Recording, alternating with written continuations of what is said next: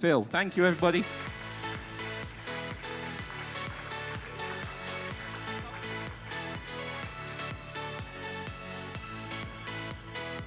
Cool.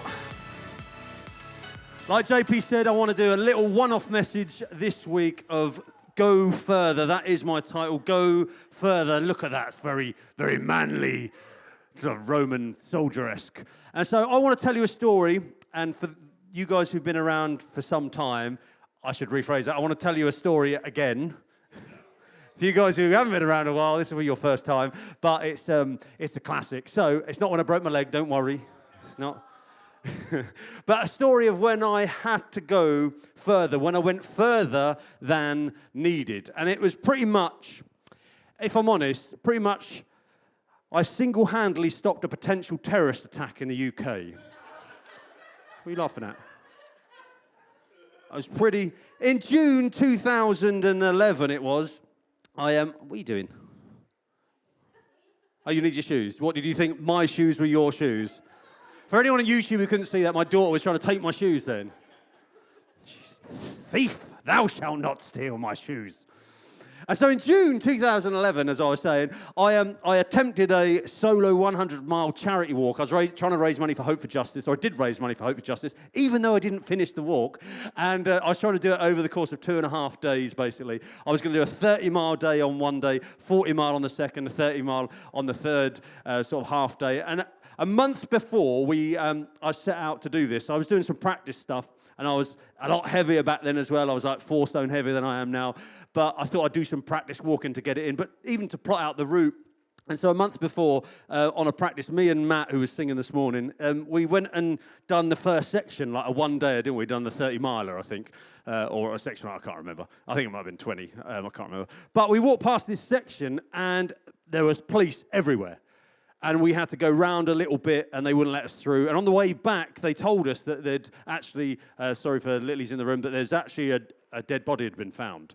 And so it was like, that was a bit like, ooh, that's weird. And we didn't think anything of it. But then I went back a month later to do the actual walk. And on this very spot where a dead body had been found, on day one, I think it was about 15 miles in, exactly the same spot. I remember it was raining really heavy. I was in the waterproofs, and my legs were making this sort of noise of you get waterproofs against waterproofs.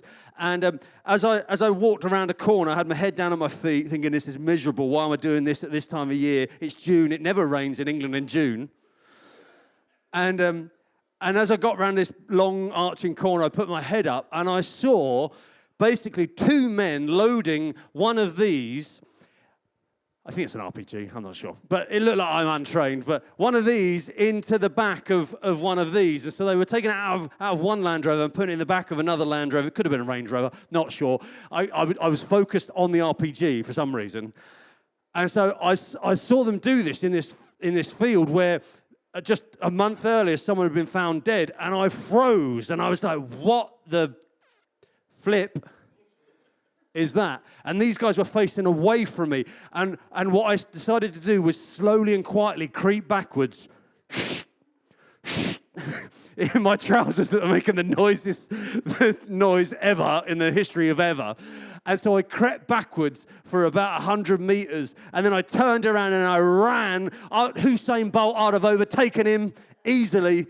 I ran for a mile, it must have been, and by the time I finished, I ran until I couldn't run anymore, and I hid in a bush, and then I got out some little toenail clipping scissors that I was using for plasters for my feet, ready, prepared for the terrorists to come and have a go if they think they're hard enough. I'm from Thetford, mate, you don't mess with me. Carry with my scissors. And, but I ran a mile back in the other direction on a day that I was already doing lots and lots of miles, and I phoned Steph, and I phoned Steph first before I phoned the police for some reason. I don't know, just to say goodbye maybe, I'm not sure. And then I phoned the police, and they took 45 minutes, because it's England, to get to me. And then I got in this little car, I think it was like a Sierra or something, I don't know what they were using, and they drove around the forest trying to find these people and where I'd actually seen them, because I'd run a mile in a different direction and you couldn't get through there via car. And they ended up driving around for ages and then pulled up from the other direction, which is when I obviously, which most of you know if you haven't guessed already, I then saw this sign, coming in from the other direction saying, military training area or something to that effect. I can't exactly remember what it said because I was so ashamed and embarrassed as the policeman was laughing at me because he knew. And yet he's still done the thing of, he was just bored, that's what it was. And so, yeah, I was terrified. But on this day where I had to walk 30 miles, which is a lot, if you've never done 30 miles in a day, it's a long trek. And I was going to be following that with another 70 over the next few days. To run a mile in the opposite direction, you can imagine how that felt to me. And so on this 100-mile walk, I ran a mile in the wrong direction. I went further than was actually required. I went further than was required, and I'm just being honest, it sucked. Honestly, at the end of it, I was always like, I wish it was a terrorist attack, because then at least I would have run for some reason, but I ran beyond what was required, and it did suck, but it ended up being a great story, so I'm happy as well. But my point is that, and it's a real simple one, is this, that sometimes we should choose to go further than required.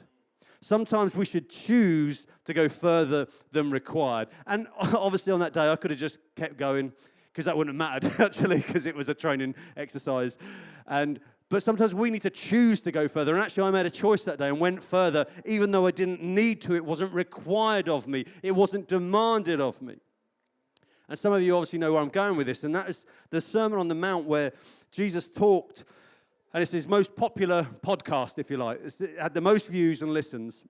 And he was addressing a crowd of followers. And some believed in him. Some just thought he was a good teacher. Some were there for the free fish and bread. Some were thinking he was the Messiah. But he was addressing this massive crowd. And it says in Matthew 5:38-45, and we're just taking a segment out of this whole speech, if you like, that he says this: you've heard the law.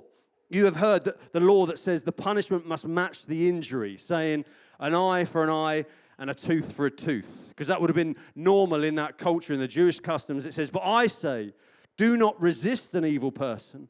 If someone slaps you on the right cheek, offer the other cheek also. And I've done this practically. I've actually done this in a rugby match where someone punched me, and I gave them the other cheek, but it wasn't in the right heart. You know, it was like, that didn't hurt, try the other one. It came from that position. It definitely wasn't right. And then it says, if you are sued in court and your shirt is taken from you, give your coat too. And then this is where I'm getting to, and where we get the title from, though. It says this: if a soldier demands that you carry his gear for 1 mile, carry it 2 miles. It says, give to those who ask and don't turn away for those who want to borrow. You've heard the law that it says, love your neighbor and hate your enemy. But I say, love your enemies. Pray for those who persecute you. Check this out. In that way, you will be acting as true children of your Father in heaven. In that way, when you do them things, then you're acting like true children of your Father in heaven. For he gives his sunlight to both the evil and the good, and he sends rain on the just and the unjust alike. But Jesus gave this picture of someone who is a true child of God, who is a follower of Christ, would be someone who goes further than is required. And this isn't, because you can look at this and depending on your personality type, think, well, Jesus is just saying be an agreeable sort of victim and allow people to push you around. I don't think Jesus was like that. I think Jesus was the most powerful man to ever walk the earth. He was double-hard, but had it restrained. And I think that's what meek means. It doesn't mean weak and soft and gentle. It means incredibly strong and powerful, but contained and being able to control that. And so this isn't about letting people push you around, about being a victim. It's about actively choosing to go further than is expected or required from you. It's talking about going further than is reasonable. And obviously, this scripture is where we get the phrase in our culture of going the extra mile. You hear it in customer service a lot, don't you? Go the extra mile. And we hear it in our culture a lot in different settings. But this is where it comes from. And most of us know, if you've been in church a long time, you'd know this. If you haven't, I'll just explain that in the days of the Roman occupation, when this was happening, soldiers could demand any person, and just say, you carry my gear for 1 mile. They were being fair. The Roman emperor thought, no, we can't make it too far because then there might be an uproar. So what we'll do is we'll make them do a little bit where they can go about their business, carry our stuff and then get back to whatever they were doing. And maybe it'll be, they won't like it, but they'll do it at least. And so Jesus comes along and says, when this happens, when a soldier comes and says, I want you to carry all my gear for 1 mile, I want you to go further than was required. Keep going 2 miles. Don't grumble about it on the way, but go 2 miles instead of the 1. And this law was, if you like, so hated, I think, by the Jewish people that I'd read somewhere that people used to put markers 1 mile from their home. So they had little markers of where they knew a mile was. So if they were commandeered outside their house doing something and they were made to go a mile, they wouldn't go a step further. It's like, that's what I'm required. That's all I'm doing. You can't take me to court. I'm not getting arrested. You can't. That's my mile mark. We can even measure it if you like. There was this mentality of, I'm only going to do what I'm supposed to do, what's required, what's demanded, what I have to do. Does that remind you of anyone in your workplace? And if it doesn't, it's probably you. And so,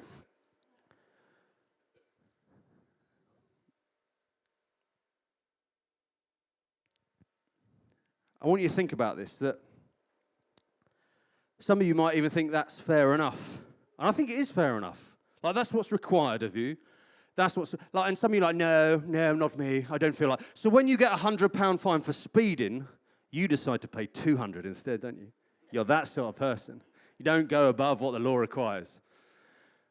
So now we're all on board now, good. So I want to say this point, that no one really expects you to go further than expected. No one. No one really expects you to go further than is expected, except Jesus. And it's like, come on, mate. You're supposed to be the loving, graceful one, not the one who demands more of us than culture demands from us. And in fact, it is true that no one expects you to go above and beyond what is expected or required. No one expects you to do more than what you have to do. No one expects that, because that's sort of part of the phraseology of expectation, that is what is expected. And no one really expects you to love your enemies except Jesus. And that's the point. That's why it's so powerful, because Jesus knew that going the extra mile, going further than is required, had incredible power. It had incredible power with other people in your life. And if you're not a Christian, if you're not a follower of Jesus, can I say, you can take this or leave this. I think this is great advice anyway for just general living. But as a follower of Christ, he tells us we should be doing this. You can live just doing what is required in relationships, in work, and socially, all that sort of stuff. If you're not a follower of Christ, you can just do that. Just do what's required and expected, and that's okay and fair. But Jesus would say, if you're going to follow me, I expect more, and we don't like that. If you've made a decision to follow Jesus, this is what he asks of us. It's that effectively we are required to go beyond the required. I know that doesn't make sense. But we are required to go beyond the required. And really what I mean by that is we are required by Jesus, by our Heavenly Father, to go beyond what is culturally required, what is socially required, what is the expectation in our environment. We are required by him to go beyond that, to go further, to go the extra mile. Beyond what normal people would do in normal situations. Above and beyond what the other person would expect from you. And some of you, maybe you've been in church a long time, and you're like, this is the 19th time I've heard this message, preached in a different way, using different language, with a different theme, with a different picture of a soldier, and I get it. Shut up. And some of you in this room saying, I've heard you, Phil, speak about this 19 times, with 19 different faces, with 19 different pictures of different soldiers. And I get it.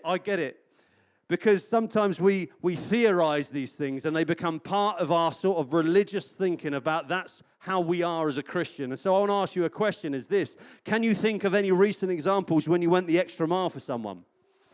Can you think of a recent example of when you went the extra mile for someone? And some of you can just quickly do that. Some of you would need a week to filter through your memories and stuff. Others will be like, bing, bing, bing, bing, bing. I can think of lots of different things for them people in my world who I love, who do things for me, who go the extra mile for me as well. And maybe that's really easy because you got this down. You go the extra mile for your wife, for your kids, all that sort of stuff. But when we hone in the question a little bit further and ask, can you think of any recent examples when you went the extra mile for someone who did not deserve it? I think our list gets smaller. Maybe it doesn't for you. If not, I want to cheer you on and just say, great, you're a great example to all of us, me included. But I think our list probably gets smaller for those who don't deserve it, who we don't like, either culture, like the Jewish man carrying the Roman soldier stuff. He's not like, I really like you. I like the way you've been oppressing our society for the last few generations. There's none of that. There was an attitude of, we don't particularly like you. So not just people who don't deserve it, but people you don't even like, people you don't even love that we're called to love.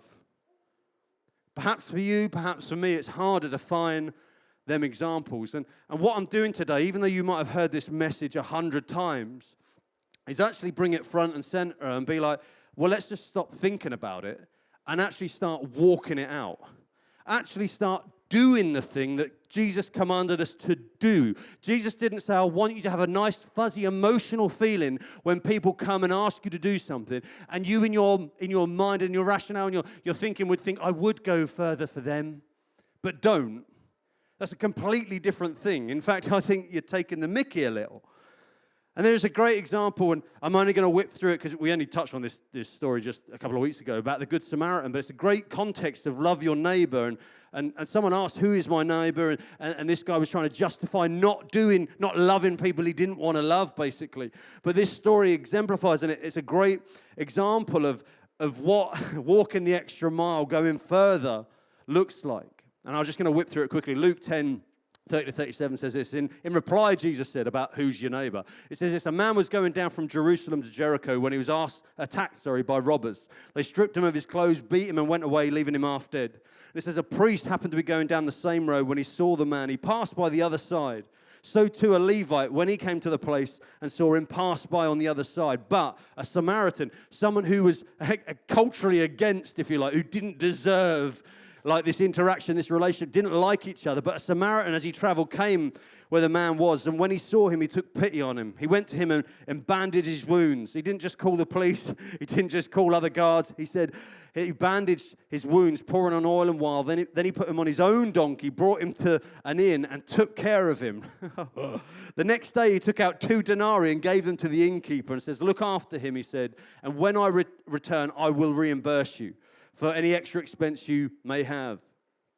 And Jesus asked, which of these 3 do you think was a neighbor to the man who fell into the hands of the robbers? And it says, the expert in the law replied, the one who had mercy on him. And Jesus said, go and do likewise. And Jesus was exemplifying how we should love. And what he could have just said is that he stopped and checked that he was all right. You know, are you okay, mate? You're not dead. Okay, you'll be fine then. And move on. And I think sometimes that's what we think the extra mile is. Like, because there's no expectation, you'd have thought in any situation where a Jew's beaten on the ground and a Samaritan comes, that they would walk by on the other side. But the minimum, let's think about this in just human terms, the minimum requirement when you see someone hurt is to just go and check that they're all right. I think most of us think that's like normal human behavior. And yet the priest and the Levite, where their expectations and responsibilities were actually higher than that, actually didn't even meet what would have been their social requirement in that situation. But the Samaritan did, and it's a great example of going the extra mile, going further than is required, going further than what is demanded out of choice, choosing to go further. And so from this story, what do we learn? I think it's that effectively that we're called to go further for those who would not for you. Not just people you don't like, not just people who are your cultural enemy or you disagree with politically or are just annoying at work. Not just people that are just there, but people who you know would never do it for you. I believe we're called to go further for those who would not for you, who maybe wouldn't even meet the requirement for you. And Jesus might use the language your enemy, or, you know, maybe you'd say that's your boss.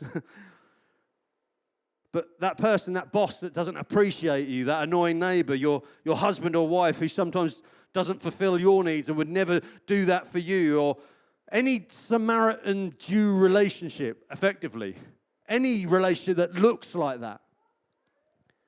Because Matthew 5 is all about how we respond to people who oppose us. Remember, it says if someone sues you for your shirt, give them something else. If someone slaps you, give them the other cheek. Matthew 5, in that little segment, is all about those who oppose you, who want to attack you, who hate on you, who annoy you as well. Not just people you don't like, but people who are actually in opposition to you. And Jesus says, for them, I want you to go the extra mile.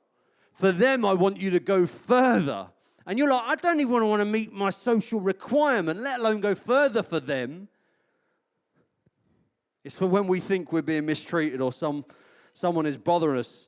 You know, when that happens, I think we need to ask ourselves, not, does this person need a slap in the face?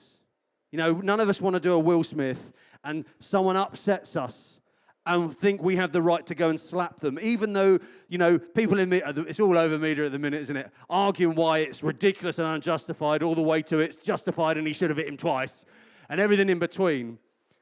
But as a follower of Christ, that even if someone opposes you, attacks you, you not only go and meet the same attack and like for like, but actually go further the other way and go further than is required. And so when someone's attacking, opposing you in your way, someone who's culturally your enemy, however you want to frame it, we shouldn't ask ourselves, do they need a slap? But do they need our sympathy? Do they need our prayers? Do they need our understanding? Do they need our patience? Do they need our love? Or maybe do they even need our help? And like I said, we are required to go beyond the required for those who oppose you, not just everyone in your world. And something that we learn from this story as well, that is going further costs. It does. When you look at the great example of the Good Samaritan, it cost him a lot of money. It cost him time. It cost him energy. It cost him maybe his ego even. It cost him all sorts of things. And it wasn't even his responsibility. I want you to think about this. He could have justified 100 reasons why he shouldn't even stop. Even just give up a bit of time. But he actually went further and incurred costs upon himself. So when you reflect upon your list that you generated earlier of all the people you've gone the extra mile for, how many people are on that list who don't deserve it, who oppose you, and it costs you to do something to go the extra mile for them? Maybe this list is getting smaller and smaller. I think mine's on 0 at the minute. But also, going further is practical. And this is where I want to get to today, I suppose, is for us to stop living a life that's... I was going to do a message today about religious behaviors. And essentially this is that if we hold this idea in our mind that we should live like this and don't walk it out, it's just religious nonsense. It's just thoughts in our head. And I think going further is practical nearly all the time. There might be some examples we can talk about that aren't actually practical, but going further is practical, not merely a way of thinking, not merely empathy. Because some of you, I'll be honest with you, we've done the personality test in this church with all our sort of core group, and my score on compassion and empathy is really, really low. Naturally, as a personality type, I don't naturally have that stuff going on. Like I can think stuff, but I don't feel much stuff. And so maybe it's easier for me to critique this, but if you're only full of empathy and have no practical application of going further, it's just meaningless. In fact, the way I think about it is grow up. Grow up. You feel so much compassion and empathy for this person, but never do anything about it. It's futile. It's pointless. And so, going further is practical. You see, the Samaritan didn't walk past and go home and pray for the man. Even though that would have been a fine thing to do and a great thing and a good thing to do, but he didn't just do that. You know, like you may, like I may, Lord, send someone to help them. You know, you pass someone on the road who needs help, you just have a little prayer. Lord, send someone to help them. He's like, I just sent you. You went past. You Levite.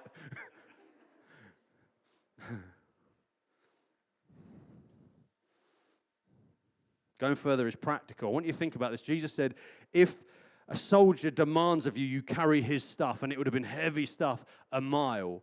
I encourage you, I ask of you to actually carry it 2 miles. It's going to be hard work, not just the work in your brain of like going, I don't really want to do this. That's sort of, that hard work, but actually practically hard work too. Going further is practical. Again, going further may not be expected, but it may also go unnoticed. And I think this is where some of us draw the line. Perhaps you've been a Christian a long, long time, and what you've done is you've measured on your graph. When I've gone the extra mile for people, they don't seem to recognize it, and they don't understand how much effort I put in. They don't value how much extra I put in practically the cost. They don't appreciate me. And you're sort of missing the point of what going the extra mile is about, because it's for the person who's an enemy, who's against you, who opposes you. And quite often, even the people who love us don't notice the things we do for them. And so going further may not be expected, but may also go unnoticed. And I think it's really important to understand that when you decide to live a lifestyle following Jesus' commands or instructions to live a life like this. Because when you understand, I'm not doing it for the recognition.